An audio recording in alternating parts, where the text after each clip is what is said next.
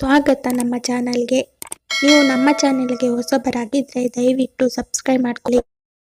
ಸಹರಾ ಮತ್ತು ಸಂಜು ಇಬ್ಬರು ಮುಖಪುಟದಲ್ಲಿ ಪರಿಚಯವಾದವರು.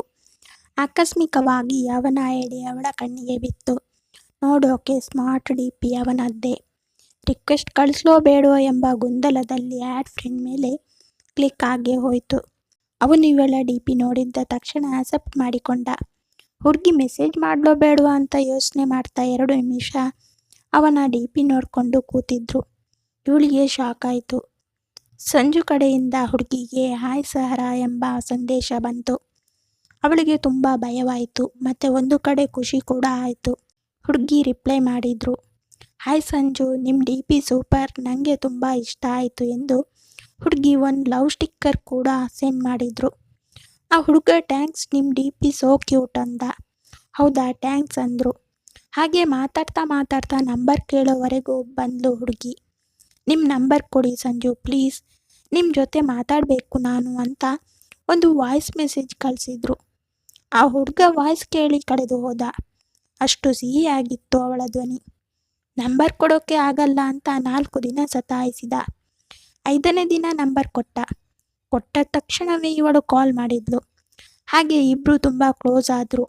ಅವಳು ಡಿಪಿ ನೋಡಿದಾಗಲೇ ಪ್ರೀತಿ ಹುಟ್ಟಿತ್ತು. ಇವನಿಗೂ ಈಗ ಪ್ರೀತಿ ಹುಟ್ಟಿತ್ತು. ಆದರೆ ಇಬ್ಬರು ಪ್ರೀತಿ ವಿಷಯ ಹೇಳೋಕೆ ಇಬ್ಬರು ಮುಂದಾಗಲಿಲ್ಲ.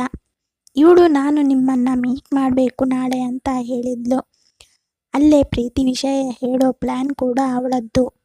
ಸಂಜು ಹೇಳ್ತಾನೆ, ನಾಳೆ ನಮ್ಮ ಅಮ್ಮನದ್ದು ಶ್ರದ್ಧಾಂಜಲಿ ಇದೆ, ನಾಡಿದ್ದು ಸಿಗ್ತೀನಿ ಅಂತ. ಆಯಿತು ಅಂತ ಹುಡುಗಿ ಒಪ್ಪಿಕೊಂಡು ಕಾಲ್ ಡಿಸ್ಕನೆಕ್ಟ್ ಆಗುತ್ತೆ. ಮೀಟ್ ಮಾಡೋ ಸಮಯ ಬಂದೇ ಬಿಡ್ತು. ಹುಡುಗಿ ನೀಲಿ ಬಣ್ಣದ ಸೀರೆಯನ್ನು ಧರಿಸಿಕೊಂಡು ಒಂದು ಜಾಗಕ್ಕೆ ಬಂದಳು. ಹುಡುಗ ಕೂಡ ಸೇಮ್ ನೀಲಿ ಶರ್ಟ್ ಕಪ್ಪು ಪ್ಯಾಂಟ್ ಧರಿಸಿ ಬಂದ ಅವಳ ಜೊತೆ ಮಾತಾಡಲು. ಇಬ್ಬರು ಮೀಟ್ ಮಾಡಲು ಒಂದು ಪಾರ್ಕ್ಗೆ ಬಂದರು. ಸಂಜೆ 6 ಗಂಟೆ ಆಗಿತ್ತು. ಕನಸಲ್ಲಿ ಬಂದವಳು ಕಣ್ಮುಂದೆ ಬಂದಾಗ ಎಂಥವರಿಗೆ ಆದರೂ ಸ್ವಲ್ಪ ಭಯ ಇರುತ್ತೆ. ಅವನ ಬಳಿ ಹತ್ತಿರ ಹೋಗ್ತಾಳೆ. ಕೈ ಕಾಲುಗಳಲ್ಲಿ ಏಕೋ ತಳಮಳ. ಮಾತಾಡಲು ಧ್ವನಿ ಮುಂದೆ ಹೋಗುತ್ತಿಲ್ಲ. ಅವನಿಗೂ ಎಲ್ಲ ಥರ ಶೋಕಿ ಇತ್ತು, ಆದರೆ ಹುಡುಗಿ ಶೋಕಿ ಒಂದು ಇದ್ದಿಲ್ಲ. ಅವನು ಮಾತಾಡಿಸೋಕೆ ಮುಂದೆ ಹೋಗಲಿಲ್ಲ, ಭಯದಿಂದ. ಹುಡುಗಿನೇ ಸ್ವಲ್ಪ ಧೈರ್ಯ ಮಾಡಿ ಮಾತಾಡಿಸ್ತಾಳೆ. Sahara, hi Sanju. Sanju, hi Sahara. Sahara, you are looking so smart Sanju. Sanju, ನೀವು ಕೂಡ ನನ್ನ ಫೇವ್ರೆಟ್ ಕಲರ್ ಸ್ಯಾರಿನೇ ಹಾಕ್ಕೊಂಡು ಇದ್ದೀರಾ. Like you Sahara. Sahara, thanks, I like very much. Sanju, ನಾನು ನಿಮಗೆ ಒಂದು ವಿಷಯ ಹೇಳಬೇಕು ಅಂತಾಳೆ. ಸಂಜು, ಏನು ಹೇಳಿ. ಇವಳು ತನ್ನ ಪ್ರೀತಿ ವಿಷಯ ಹೇಳ್ತಾಳೆ. ನಾನು ನಿಮ್ಮ ಡಿಪಿ ನೋಡಿದಾಗಲೇ ನನಗೆ ನಿಮ್ಮ ಮೇಲೆ ಕ್ರಶ್ ಆಗಿತ್ತು, ಈಗ ನಿಮ್ಮ ಮೇಲೆ ಲವ್ ಆಗಿದೆ. ಸಂಜು, ನೀವಂದರೆ ತುಂಬ ಇಷ್ಟ, ಐ ಲವ್ ಯು ಅಂತ ಹೇಳ್ತಾಳೆ. ಆದರೆ ಸಂಜು ನಿರಾಕರಿಸ್ತಾನೆ. ನನಗೆ ಲವ್ ಅಂದರೆ ಇಷ್ಟ ಇಲ್ಲ, ನಾವಿಬ್ಬರು ಫ್ರೆಂಡ್ ಆಗಿರೋಣ ಅಂತ ಹೇಳ್ತಾನೆ. ಇವಳು, ಇಲ್ಲ, ನನಗೆ ನಿನ್ನ ಬಿಟ್ಟಿರೋಕ್ಕೆ ಆಗಲ್ಲ, ನೀನಿಲ್ಲ ಅಂದರೆ ನಾನು ಸತ್ತೋಗ್ತೀನಿ ಅಂತ ಕಣ್ಣೀರು ಹಾಕ್ಕೊಂಡು ಹೇಳ್ತಾಳೆ. ಸಂಜು, ಯಾಕೆ ನಾನು ಇಷ್ಟ ಆದೆ ಅಂತ ಕೇಳ್ತಾನೆ. ಇವಳು, ನೀವು ಸ್ಮಾರ್ಟ್ ಆ್ಯಂಡ್ ನೀವು ಸ್ಟೈಲಾಗಿ ಓಡಿಸೋ ಬೈಕ್, ಹೇರ್ ಸ್ಟೈಲ್ ಎಲ್ಲ ಇಷ್ಟ. ಎಷ್ಟೇ ಕಷ್ಟ ಆದರೂ ನಾನು ನಿನ್ನಿಂದ ದೂರ ಹೋಗಲ್ಲ ಅಂತ ಹೇಳ್ತಾಳೆ. ಅದಕ್ಕೆ ಇವನು, ನನಗೆ ಇವಾಗ ಏನು ಹೇಳೋಕ್ಕೆ ಆಗಲ್ಲ, ನಾನು ನಾಳೆ ಹೇಳ್ತೀನಿ, ನನಗೆ ಸ್ವಲ್ಪ ಟೈಮ್ ಬೇಕು ಅಂತ ಕೇಳ್ತಾನೆ. ಹುಡುಗಿ, ಸರಿ ನಾಳೆ ಹೇಳಿ, ನೀವು ನನ್ನ ಒಪ್ಕೋತೀರಿ ಅಂತ ನನಗೆ ಗೊತ್ತು ಅಂತ ಹೇಳಿ ಇಬ್ಬರು ಮನೆಗೆ ಹೋಗ್ತಾರೆ. ಇವನು ಮನೆಗೆ ಬಂದು ಯೋಚನೆ ಮಾಡಿ ಮಾರನೇ ದಿನ ಇಬ್ಬರು ಮತ್ತೆ ಮೀಟ್ ಆಗ್ತಾರೆ. ಹಾಯ್ ಸಂಜು, ನಿನ್ನ ಒಪ್ಪಿಗೆ ಏನು ಹೇಳು, ನೀನು ಏನು ಹೇಳಿದ್ರೂ ಕೇಳ್ತೀನಿ, ಆದರೆ ನಾನು ಬೇಡ ಅಂತ ಮಾತ್ರ ಹೇಳಬೇಡ ಅಂತ ಹೇಳ್ತಾಳೆ. ಇವನು ಅದಕ್ಕೆ, ನೀವು ಅಂದರೆ ನನಗೆ ಇಷ್ಟ, ಆದರೆ ಲವ್ ಬೇಡ, ಫ್ರೆಂಡ್ ಆಗಿರೋಣ ಅಂತ ಹೇಳ್ತಾನೆ. ಹುಡುಗಿ ಕಣ್ಣಲ್ಲಿ ನೀರು ತುಂಬಿಕೊಂಡು ಯಾಕೆ ನಾನು ಇಷ್ಟ ಇಲ್ಲ ಅಂತ ಅಳು ಧ್ವನಿಯಿಂದ ಕೇಳ್ತಾಳೆ. ಸಂಜು, ಯಾಕೆ ಲವ್ ಮಾಡೋಕ್ಕೆ ಆಗಲ್ಲ ಅಂತ ಹೇಳ್ದ. ಅಂದರೆ ಅವನು ನೈಟೆಲ್ಲ ಕೂತ್ಕೊಂಡು ಯೋಚನೆ ಮಾಡಿರ್ತಾನೆ. ಇವಳನ್ನು ನಾನು ಕೇಳಿದೆ, ಯಾಕೆ ಇಷ್ಟ ಆದೆ ನಿಂಗೆ ಅಂತ. ಅದಕ್ಕೆ ಅವಳು ಸ್ಮಾರ್ಟ್, ಬೈಕ್ ಓಡಿಸೋ ಸ್ಟೈಲ್ ಅಂತ ಹೇಳಿದ್ಲು. ಆದರೆ ಇವಳು ನನ್ನ ಶ್ರೀಮಂತಿಗೆನ ಇಷ್ಟಪಟ್ಲೋ ಇಲ್ಲ ನನ್ನ ಇಷ್ಟಪಟ್ಲೋ ಅಂತ ತಿಳ್ಕೊಳ್ಳೋಕೆ ಒಂದು ಸುಳ್ಳು ಹೇಳೋಣ, ನಾನು ಬಡವ ಅಂತ ಹೇಳಿದರೆ ಗೊತ್ತಾಗುತ್ತೆ ಅವಳು ನಿಜವಾಗ್ಲೂ ನನ್ನ ಏನು ನೋಡಿ ಇಷ್ಟಪಡ್ತಾ ಇದ್ದಾಳೆ ಅಂತ ಗೊತ್ತಾಗುತ್ತೆ ಎಂದು ಒಂದು ನಿರ್ಧಾರಕ್ಕೆ ಬಂದು ಅವಳನ್ನು ಮೀಟ್ ಮಾಡಿ ಹೇಳ್ತಾನೆ, ಸಹರಾ, ನಿನ್ನ ಲವ್ ಮಾಡೋಕ್ಕೆ ಆಗಲ್ಲ ನನಗೆ, ನೀನು ಇಷ್ಟ ಇಲ್ಲ ಅಂತ ಹೇಳ್ತಾನೆ. ಸಹರಾ, ಯಾಕೆ ಲವ್ ಬೇಡ, ನಂಗೊತ್ತು ನೀನು ಕೂಡ ನನ್ನ ಇಷ್ಟಪಡ್ತಾ ಇದ್ದೀಯಾ, ಯಾಕೆ ಇವಾಗ ಬೇಡ ಅಂತಿದ್ದೀಯಾ ಅಂತ ಕೇಳ್ತಾಳೆ.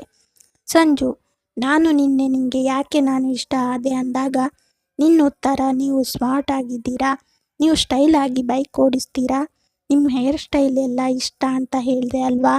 ಸಹರಾ, ಹ್ಞೂ ಹೇಳಿದೆ, ಅದಕ್ಕೆ ನೀನು ಏನನ್ನ ನೋಡಿ ಇಷ್ಟಪಟ್ಟೋ ಅದ್ಯಾವುದೂ ನಂದಲ್ಲ, ನೀನು ಅಂದ್ಕೊಂಡಿರೋ ಅಷ್ಟು ಶ್ರೀಮಂತನೂ ನಾನಲ್ಲ, ನಾನು ಹಾಕ್ಕೊಂಡಿರೋ ಬಟ್ಟೆ ಕೂಡ ನನ್ನ ಸ್ನೇಹಿತನದು ಅಂತ ಹೇಳ್ತಾನೆ. ಹುಡುಗಿ ತುಂಬ ಅಳ್ತಾಳೆ. ಏನು ಮಾತಾಡೋಕೆ ಆಗದೆ ಅಲ್ಲಿಂದ ಮನೆಗೆ ಹೋಗ್ತಾಳೆ. 3 ದಿನ ಸಂಜುಗೆ ಅವಳಿಂದ ಯಾವುದೇ ಮೆಸೇಜ್ ಕಾಲ್ ಬಂದಿರಲ್ಲ. 1 ವಾರ ನೋಡ್ತಾನೆ, ಅವಳು ಪತ್ತೆನೇ ಇಲ್ಲ. ಸೀದಾ ಅವಳ ಮನೆಗೆ ಹೋಗ್ತಾನೆ. ಮನೆ ಒಳಗೆ ಹೋಗಿ ಸಹರಾ ಅಂತ ಕೂಗ್ತಾನೆ. ಗೋಡೆ ಮೇಲೆ ಅವಳು ಫೋಟೋ, ಅದಕ್ಕೆ ಹಾರ ಹಾಕಿರ್ತಾರೆ. ಅದನ್ನು ನೋಡಿ ಸಂಜು ಕುಸಿದು ಬಿದ್ದು ತುಂಬ ಬಿಕ್ಕಳಿಸಿ ಅಳೋಕೆ ಶುರು ಮಾಡ್ತಾನೆ. ಅವರಮ್ಮ ಬಂದು, ಸಂಜು ಅಂದರೆ ನೀನೇ ಅಲ್ವಾ ಅಂತಾರೆ. ಹೌದು ಅಂತ. ಏನಾಯಿತು ಅಮ್ಮ ಸಹರಾಗೆ ಅಂತ ಕೇಳ್ತಾನೆ. ಅದು ಮೊನ್ನೆ ದಾರೀಲಿ ಬರಬೇಕಾದ್ರೆ ಹಿಂದೆಯಿಂದ ಲಾರಿ ಬಂದು ಅವಳನ್ನು ಬಲಿ ತಗೊಂಡ್ಬಿಡ್ತು ಅಂತ ಹೇಳ್ತಾರೆ. ಇವನು ತುಂಬ ಅಳ್ತಾನೆ. ಅವರಮ್ಮ ಒಂದು ಲೆಟರ್ನ ಕೊಡ್ತಾರೆ. ಇದು ಸಹರಾ ಬರ್ತಿದ್ದು, ಸಾಯ್ಬೇಕಾದ್ರೆ ನಿಂಗೆ ತಲುಪಿಸೋಕೆ ಹೇಳಿದ್ಲು ಅಂತ ಹೇಳಿ ಆ ಲೆಟರ್ನ ಕೊಡ್ತಾಳೆ. ಆ ಲೆಟರ್ನಲ್ಲಿ ಸಹರಾ ಏನು ಬರ್ತಿದ್ಲು ಅಂದರೆ, ನಾನು ಯಾರು ಅಂತ ಗೊತ್ತಿಲ್ಲ ಅಲ್ವಾ, ಇವಾಗ ಹೇಳ್ತೀನಿ. ನಿಮ್ಮ ಅಮ್ಮನಿಗೆ ಆಸ್ಪತ್ರೆಯಲ್ಲಿ ಸೇರಿಸಿದಾಗ ಕಿಡ್ನಿ ಬೇಕು ಅಂತ ಅಡ್ವರ್ಟೈಸ್ಮೆಂಟ್ ಕೊಟ್ಟಿದ್ರಲ್ಲ, ನಿಮ್ಮ ಅಮ್ಮನಿಗೆ ಕಿಡ್ನಿ ಕೊಟ್ಟಿದ್ದು ನಾನೇ. ಆದರೆ ಅವತ್ತು ನಾಳೆ ಮೀಟ್ ಮಾಡೋಣ ಅಂದಾಗ, ನಾಳೆ ಆಗಲ್ಲ, ಅಮ್ಮನ ಶ್ರದ್ಧಾಂಜಲಿ ಇದೆ ಅಂತ ಹೇಳಿದೆ. ಕೇಳಿ ನನಗೆ ತುಂಬ ನೋವಾಯಿತು. ಕಿಡ್ನಿ ಕೊಟ್ಟರೂ ಅವರನ್ನು ಉಳಿಸೋಕೆ ಆಗಲಿಲ್ಲ ಅಂತ ನಿಮ್ಮ ತಾಯಿಯವರು ನನಗೆ ಮೊದಲೇ ಹೇಳಿದರು. ನಾನು ಬದುಕಿ ಉಳಿಲಿಲ್ಲ ಅಂದರೆ ನನ್ನ ಮಗನ ಗತಿ ಏನು? ತಂದೆ ಪ್ರೀತಿನೇ ನೋಡಿಲ್ಲ, ಈಗ ನಾನು ಇಲ್ಲ ಅಂದರೆ ಅನಾಥ ಆಗೋಗ್ತಾನೆ ಅಂತ ತುಂಬ ಅಳ್ತಾ ಹೇಳಿದರು. ಅವ್ರಿಗೆ ನಾನು ಮಾತು ಕೊಟ್ಟೆ, ನಿಮ್ಮ ಮಗನ ನಾನು ಚೆನ್ನಾಗಿ ನೋಡ್ಕೊತೀನಿ, ಧೈರ್ಯವಾಗಿರಿ ಅಂತ ಹೇಳಿ. ನಿಮ್ಮನ್ನು ಹೇಗೆ ಮೀಟ್ ಮಾಡೋದು ಅಂತ ಗೊತ್ತಾಗದೆ ಯೋಚನೆ ಮಾಡಿ ಫೇಸ್ಬುಕ್ನಲ್ಲಿ ನಿಮ್ಮನ್ನು ಸರ್ಚ್ ಮಾಡಿ ರಿಕ್ವೆಸ್ಟ್ ಕಳಿಸಿ ಫ್ರೆಂಡ್ ಮಾಡಿಕೊಂಡು ಪ್ರಪೋಸ್ ಕೂಡ ಮಾಡಿದೆ. ಯಾಕೆ ಗೊತ್ತಾ, ನಿಮ್ಮ ತಾಯಿ ಉಳಿಯೋದು ಡೌಟ್ ಅಂತ ನನಗೆ ಗೊತ್ತಿತ್ತು. ನೀನು ಅಮ್ಮನ ಬಿಟ್ಟು ಇರಲ್ಲ ಅಂತ ಗೊತ್ತಾಗಿ ನಾನು ನಿನಗೆ ತಾಯಿ ಪ್ರೀತಿ ನೀಡಿ ನಿನ್ನ ಜೊತೆ ಸಾಯೋವರೆಗೂ ಇರಬೇಕು ಅಂತ ಇಷ್ಟು ಮಾಡಿದೆ ನಾನು.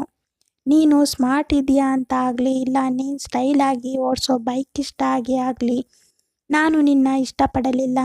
ನೀನು ಹೇಗೆ ಇದ್ದರೂ ನಾನು ಸಾಕೋಣ ಅಂತ ಅಂದ್ಕೊಂಡು ಇದ್ದೆ. ಆದರೆ ಆ ದೇವರಿಗೆ ಏನು ದ್ರೋಹ ಮಾಡಿದ್ನೋ ಗೊತ್ತಿಲ್ಲ. ಲಾರಿ ಹಿಂದೆ ಬಂದು ನನಗೆ ಇದ್ದ ಇನ್ನೊಂದು ಕಿಡ್ನಿ ಕೂಡ ಬಲಿ ತಗೊಂಡ್ಬಿಡ್ತು. ನನ್ನ ಜೀವನದಲ್ಲಿ ಕೊನೆ ಉಸಿರಿನ ಕ್ಷಣ ಇದು. ಪತ್ರವನ್ನು ಬರೆಯುತ್ತಾ ಇದ್ದೀನಿ. ಯಾಕೆ ಈ ಲೆಟರ್ ಬರೆದೆ ಅಂದರೆ, ಎಲ್ಲ ಹುಡುಗಿರ ಥರ ಸ್ಟೇಟಸ್ ನೋಡಿ ಆಗಲಿ, ಅಂದ ಚಂದ ನೋಡಿ ಆಗಲಿ ನಿನ್ನ ಇಷ್ಟಪಡಲಿಲ್ಲ. ತಾಯಿ ಇಲ್ಲದೆ ನೀನು ಇರಲ್ಲ ಅಂತ ಗೊತ್ತಾಗಿ ತಾಯಿ ಪ್ರೀತಿ ನೀಡೋಣ ಅಂತ ನಾನು ನಿನ್ನ ಪ್ರೀತಿ ಮಾಡಿದೆ ಹೊರತು ಇನ್ಯಾವ ದುರುದ್ದೇಶದಿಂದ ಅಲ್ಲ. ಈ ಪತ್ರವನ್ನು ಅಮ್ಮನಿಗೆ ಕೊಟ್ಟು ನಿನಗೆ ತಲುಪಿಸೋಕೆ ಹೇಳಿದೆ. ದಯವಿಟ್ಟು ನನ್ನ ಕ್ಷಮಿಸಿ. ಐ ಮಿಸ್ ಯು ಸಂಜು, ನಾನು ಬಿಟ್ಟು ಹೋಗ್ತಾ ಇದ್ದೀನಿ ನಿಮ್ಮ ಅಮ್ಮನ ಹತ್ತಿರ ಅಂತ ಲೆಟರಲ್ಲಿ ಬರೆದಿದ್ಲು ಸಹರಾ. ಅವರ ತಾಯಿ ಮುಂದೆನೇ ಈ ಪತ್ರವನ್ನು ಓದಿ ಅಲ್ಲಿಂದ ಅವಳು ಮಲಗಿರುವ ಜಾಗಕ್ಕೆ ಹೋಗಿ ಸಂಜು ಕೂಡ ಪ್ರಾಣವನ್ನು ಬಿಡ್ತಾನೆ. ಧನ್ಯವಾದಗಳು. ಈ ಕತೆ ಇಷ್ಟ ಆಗಿದ್ದರೆ ಲೈಕ್ ಮಾಡಿ, ಶೇರ್ ಮಾಡಿ. ಇದೇ ತರಹದ ಕತೆಗಳಿಗೆ ನಮ್ಮ ಚಾನಲನ್ನು ಸಬ್ಸ್ಕ್ರೈಬ್ ಮಾಡಿಕೊಳ್ಳಿ. ಧನ್ಯವಾದ.